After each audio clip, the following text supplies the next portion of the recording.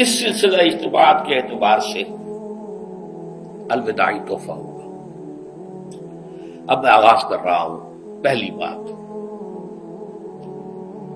اس سبب میں 3 باتیں مجھے کہنی ہیں۔ سب سے پہلی بات یہ کہ زندگی کی سب سے بڑی حقیقت موت ہے۔ ہم بھلائے رکھتے ہیں، اپنے ذہن سے اسے دور رکھتے ہیں،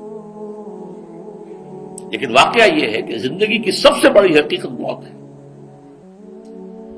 خدا کے منکر پیدا ہوئے ہیں، لیکن موت کا انکار کرنے والا تو کوئی پیدا نہیں ہوا۔ اس لیے میں نے آیت آپ کو سنائی، کل نفس ذائقۃ الموت، ہر سی نفس کو موت کا مزہ چکھنا ہے، ہر جاندار کو موت کا مزہ چکھنا ہے۔ ثم الینا ترجعون، پھر ہماری طرف لوٹا دیے جاؤ۔ تو زندگی کی سب سے اہم حقیقت موت، اور موت کے بعد رجوع اللہ، آخرت، یہ سب سے بڑی حقیقت ہے۔ ایک حقیقت سب مانتے ہیں، سب جانتے ہیں، دوسری حقیقت کے اوپر پردہ پڑا ہوا ہے۔ میں نے اس اعتبار سے نوٹ کیا، یہ الفاظ قرآن میں 3 مرتبہ ہے، کل نفس ذائقۃ الموت، ہر جاندار کو موت کا مزہ چکھنا ہے۔ انبیاء اس سے مستثنا نہیں رہے، رسول اس سے مستثنا نہیں رہے، اولیاء اللہ مستثنا نہیں رہے۔ وقتی طور پر استثناء حضرت عیسیٰ کا ہے کہ ابھی وہ زندہ ہیں، لیکن عیسیٰ یاتی علیہ الموت، حضور نے فرمایا عیسیٰ پر بھی موت آئے گی، جب دوبارہ آئیں گے زمین پر اتریں گے، پھر اس کے بعد ان پر موت وارد ہوگی، ان کی نماز جنازہ پڑھی جائے گی، انہیں دفن کیا جائے گا حضور کے پہلو میں، شادی بھی کریں گے، اولاد بھی ہوگی۔ باقی تو یہ ہے کہ کل نفس ذائقۃ الموت، سب کو موت کا مزہ چکھنا ہے۔ عیسیٰ بھی بالآخر اس سے مستثنا نہیں رہیں گے، بلکہ قرآن میں ایک جگہ کہا گیا ہے أَفَإِن مِتَّ فَهُمُ الْخَالِدُونَ، کیا ہے نبی، اگر آپ کا انتقال ہو گیا تو یہ کیا ہمیشہ رہیں گے؟ کون ہے دنیا میں جو ہمیشہ رہے؟ انتقال تو ہونا، آپ کا بھی ہونا ہے۔ إِنَّكَ مَيِّتٌ وَإِنَّهُمْ لَمَيِّتُونَ، یہ تو مختصر ترین الفاظ تھے۔ اس سے آگے بڑھیے، سورہ انبیاء میں فرمایا کل نفس ذائقۃ الموت وَنَبْلُوكُمْ بِالشَّرِّ وَالْخَيْرِ فِتْنَةً وَإِلَيْنَا تُرْجَعُونَ، ہر جاندار کو موت کا مزہ چکھنا ہے، اور اس سے پہلے پہلے ہم تمہیں آزماتے رہیں گے، خیر کے ذریعے بھی، بھلائی دے کر، صحت دے کر، دولت دے کر، اولاد دے کر، شہرت دے کر، اور برائی کے ذریعے سے بھی، تنگ دستی دے کر، بے عزتی دے کر، اہانت دے کر، ذلت دے کر، وَإِلَيْنَا تُرْجَعُونَ، اور پھر ہماری طرف لوٹائے جاؤ گے۔ یہ وہ دوسری حقیقت جو میں نے کہا کہ جس پر پردہ پڑا ہوا ہے، بہت بڑا پردہ ہے۔ لوگ یہی سمجھتے ہیں کہ یہی دنیا کی زندگی ہے۔ قرآن کہتا ہے إِنَّ الدَّارَ الْآخِرَةَ لَهِيَ الْحَيَوَانُ لَوْ كَانُوا يَعْلَمُونَ، یہ تو آخرت والی زندگی ہے جو اصل زندگی ہے، کاش کہ انہیں معلوم ہوتا۔ اس سے بھی زیادہ تفصیل سے یہ آل عمران میں آئی ہے، كُلُّ نَفْسٍ ذَائِقَةُ الْمَوْتِ وَإِنَّمَا تُوَفَّوْنَ أُجُورَكُمْ يَوْمَ الْقِيَامَةِ،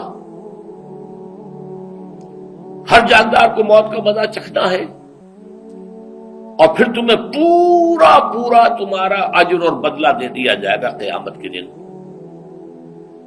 فَمَنْ زُحْزِحَ عَنِ النَّارِ وَأُدْخِلَ الْجَنَّةَ فَقَدْ فَازَ، جو کوئی آگ سے بچا لیا گیا اور جنت میں داخل کر دیا گیا وہ تو کامیاب ہو گئے۔ اللہم ربنا اجعلنا منہم، اللہم ربنا اجعلنا منہم، اللہم ربنا اجعلنا منہم۔ وَمَا الْحَيَاةُ الدُّنْيَا إِلَّا مَتَاعُ الْغُرُورِ، اور دنیا کی زندگی تو سوائے دھوکے کے سامان کے اور کچھ نہیں ہے۔ دھوکہ کس معنی میں؟ یہ تمہیں اصل زندگی سے غافل کر دیتی ہے۔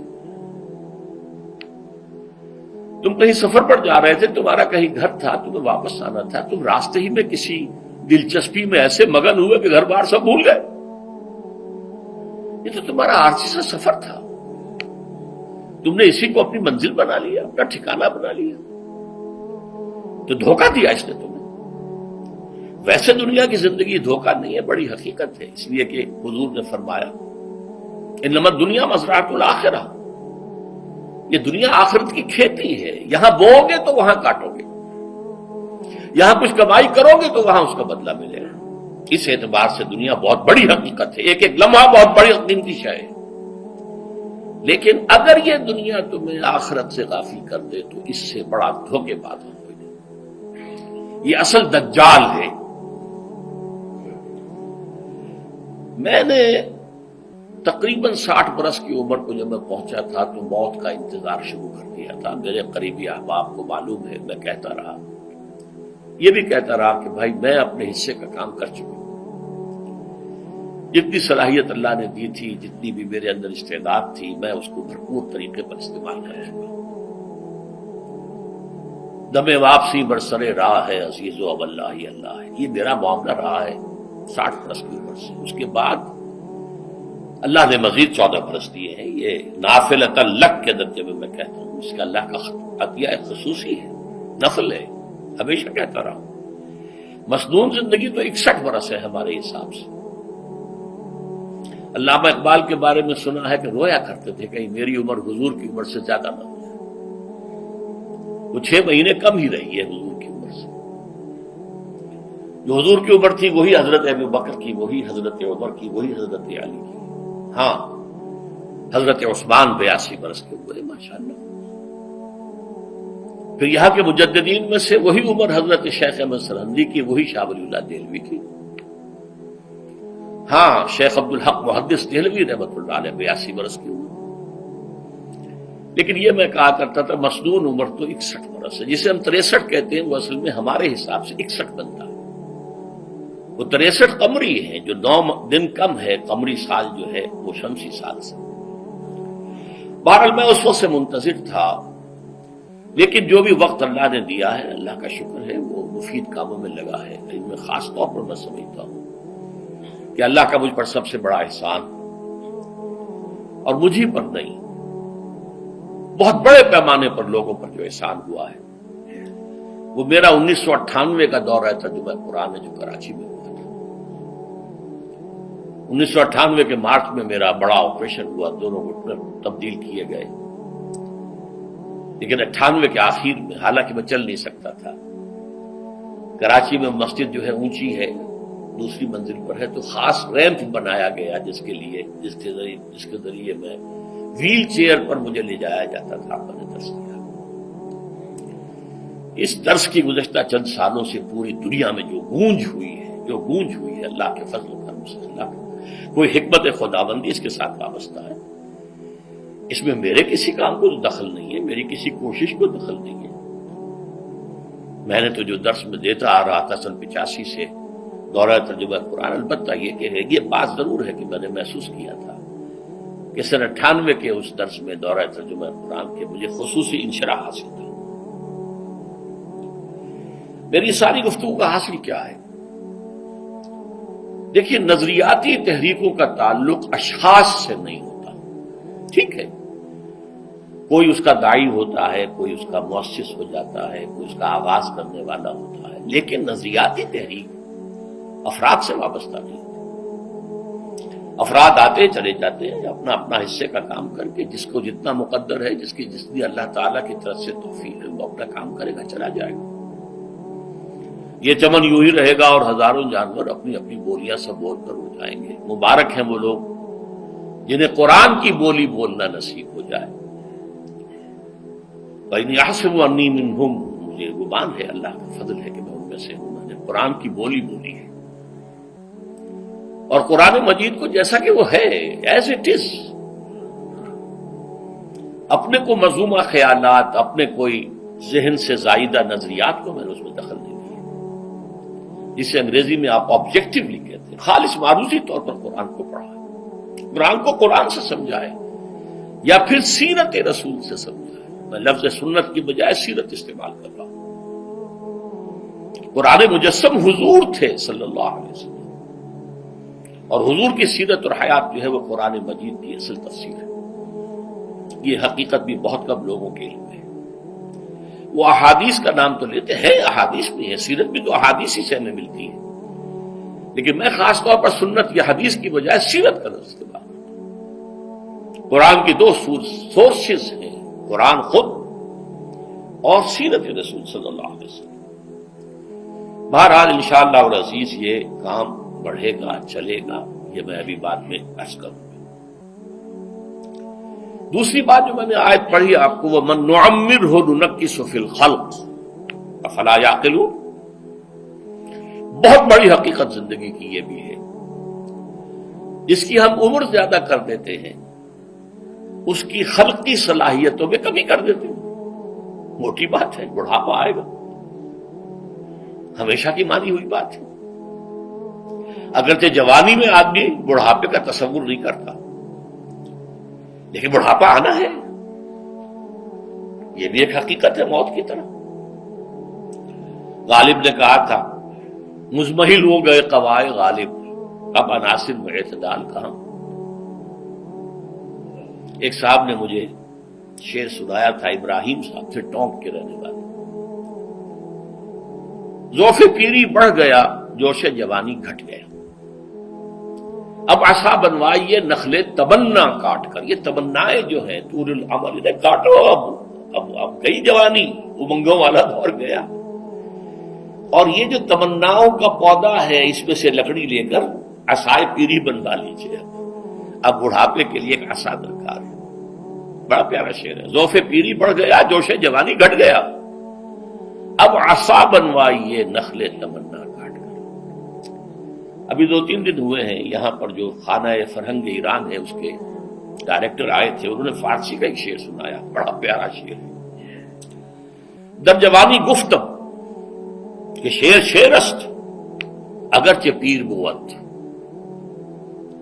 جوانی میں یہ کہا کرتا تھا کہ شعر تو شعر ہی ہوتا ہے، چاہے بوڑھا ہو جائے، بوڑھے ہونے سے اس میں کیا فرق واقع ہو جائے۔ شعر شعر است گرچہ پیر بود، چوب پیری رسیدم، جب میں خود پیری اور بڑھاپے کو پہنچ گیا، دیدم، تو مجھے یہ بات نظر آئی کہ پیر پیر است گرچہ شعر بود، بوڑھا بوڑھا ہی ہوتا ہے چاہے وہ شعر ہی کیوں نہ ہو۔ تو یہ بڑھاپا جو ہے یہ زندگی کی دوسری بڑی حقیقت ہے۔ اس کا ایک اثر تو سب کو معلوم ہے، قوائے غالب جو میں نے کہا، بڑھاپے کا عام نتیجہ جسمانی ضعف، سب جانتے ہیں۔ لیکن مجھ پر اور کچھ اور لوگوں پر بھی خاص طور پر اس کا جو ایک اثر ہوتا ہے، یہ مجھ پر ہوا ہے، وہ ہے یادداشت کی کمزوری۔ اور یہ میں کئی سال سے محسوس کر رہا ہوں۔ میری پرانی یادداشت بڑی مضبوط ہے، قوی ہے، اس میں کہیں کوئی کمی نہیں ہے، لیکن ریسنٹ پاس کی چیزیں جو ہے، پچھلے 5-6 سال کے واقعات مجھے یاد نہیں رہتے۔ اشخاص سے ملا ہوں اور دیکھ کے پہچان لیتا ہوں، کئی بار ملاقات ہوئی ہے، نام یاد نہیں آتا۔ تاریخیں اور اشخاص کے نام کے اعتبار سے تو خاص طور پر کئی سال سے میری جو میموری ہے وہ امپیئرڈ ہے، اور میں محسوس کرتا رہا ہوں کچھ عرصے سے کہ عین تقریر کے دوران محسوس ہوتا بلیک آؤٹ ہو گیا، اور مجھے سلسلہ کلام جوڑنے کے لیے سوچنا پڑا۔ بعض اوقات 1000 کروڑ مرتبہ بولے ہوئے الفاظ غائب، اب چاہے کتنا ہی زور لگا لوں وہ لفظ یاد نہیں آئے گا، ہاں تھوڑی دیر کے بعد خود بخود یاد آ جائے گا۔ میرے اس آپریشن سے اب کچھ عرصہ پہلے تک جو میری تقریریں یہاں ہوئی، ان میں بہت سے لوگوں نے نوٹ کیا، میری تقاریر میں اب وہ روانی نہیں رہی تھی۔ وہ جو کراس ریفرنسز آیا کرتے تھے، جس کی بنا پر ایک مولانا عبد الکریم پاریخ صاحب تھے ناگپور کے، انڈیا کے، مولانا علی میاں کے وہ خلفاء میں سے، انہوں نے تفسیر بھی لکھی ہے قرآن کی۔ وہ ایک مرتبہ لاہور آئے تھے تو اسے بھی ملاقات ہوئی، میرا درس بھی سنا۔ پھر یہاں وہ ایک دینی ادارے میں گئے، وہاں میرے خلاف باتیں ہو رہی تھی، تو انہوں نے کہا بھائی اس شخص کی کیا بات کرتے ہو، اس کے سامنے تو معلوم ہوتا ہے کہ قرآن کھلا ہوا ہے، جہاں سے چاہے لے لے،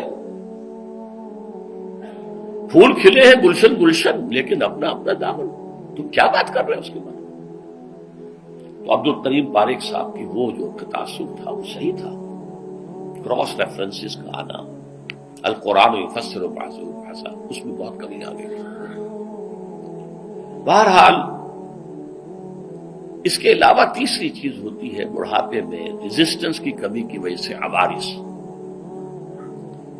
بلڈ پریشر کا میں مریض ہوں اور کوئی 25 برس سے ہوں، شوگر کا میں مریض ہوں اور کوئی 5 برس سے ہوں. ایک خاص برس جو مجھ پر آیا ہے آج سے 4 سال پہلے، اس کی ایک تاریخ ہے. یہ جو امراض دماغی کے ماہرین ہیں یہ کہتے ہیں کہ ایک مرض ہے بائی پولر ڈپریشن. انسان میں کبھی تو انشراح ہوتا ہے، ایکٹیویٹی ہوتی ہے، سوچتا ہے اور ایکٹیو کرنے کے لیے، گفتگو کے لیے، بھاگ دوڑ کے لیے طبیعت میں آبادی ہوتی ہے. کبھی وہ بجھ سا جاتا ہے، کبھی وہ حرکت کرنے کو جی نہیں چاہتا، پڑا رہے کسی کونے میں، سو جائے. تو یہ بائی پولر معاملہ کہلاتا ہے، یہ ویو چلتی ہے. اچھا یہ ہے ہر انسان میں، جسے ہم عام طور پر کہتے ہیں موڈ آف ہے بھائی میرا، مجھ سے بات نہیں کرو. تو یہ موڈ کا آف ہو جانا، آن ہو جانا، یہ عام آدمی میں بھی ہوتا ہے. لیکن جو اللہ کے کسی فضل و کرم سے زیادہ ذہین ہو، زیادہ حساس ہو، ان میں پھر یہ جو ویو ہے یہ زیادہ اونچائی زیادہ نیچائی، زیادہ اونچائی زیادہ نیچائی، اور اس کو پھر ہم کہتے ہیں مرض، بائی پولر. یہ ہمارا خاندانی مرض ہے. والد صاحب کا تھا، وہ تھا، بڑے بھائی اظہار احمد صاحب کو ہوا، میری بڑی ہمشیرہ کو ہوا. عام طور پر اس کی عمر ہوتی ہے اور ہوتی تھی، 3 تجربے مجھے ہیں. والد صاحب کو 13 برس میں نے اٹینڈ کیا ہے اس بیماری میں، سن 52 سے 65 تک جب کہ ان کا انتقال ہوا. یہ عام طور پر شروع ہوتا ہے 50 برس کے لگ بھگ. میری عمر جب 50 برس کے لگ بھگ ہوئی تو مجھے کئی مرتبہ محسوس ہوا کہ میری تقریر کے دوران سوئچ آف ہوتا. ایک مرتبہ سن 70 میں میری یادداشت کئی گھنٹوں کے لیے بالکل ضائع ہو گئی. اس کا میں نے تذکرہ کیا ہوا، میری کتاب ہے حساب کم و بیش. جو کیفیت مجھ پر گزری تھی، جس کرب کے عالم میں وہ چند گھنٹے مجھ پر گزرے تھے، میں انہیں الفاظ میں بیان نہیں کر سکتا. آدمی خراب ہے، نہ ابتدا کی خبر ہے نہ انتہا معلوم، کچھ بھی نہیں. میں جب 50 برس کا ہوا اور یہ ایک مرتبہ مجھے جھٹکے لگے مسجد سمن آباد کے اندر، تو میں نے ڈاکٹر رشید چودھری صاحب سے، وہ میرے والد صاحب کے بھی والد رہے تھے، میں نے ان سے کہا کہ یہ ڈینجر زون میں داخل ہو گیا. ان کا نہیں، آپ کو یہ نہیں ہوگا، اس لیے کہ آپ اللہ کے کتاب کی خدمت کر رہے ہیں. تو ان کی یہ بات پارشلی ٹروتھ نکلی کہ 70 برس کی عمر میں مجھ پر یہ 20 برس اللہ تعالیٰ نے مجھے اس میں ایک بونس دے دیا. 70 برس میں ظہور ہوا. اس کا ایکسائٹنگ کاز بنا ہے افغانستان میں جو حادثہ ہوا طالبان کے ساتھ. اتنا صدمہ مجھے تھا، ایک دم بیٹھ گیا. یہ چیز جو ہے ابھی کنٹینیو کر رہی ہے.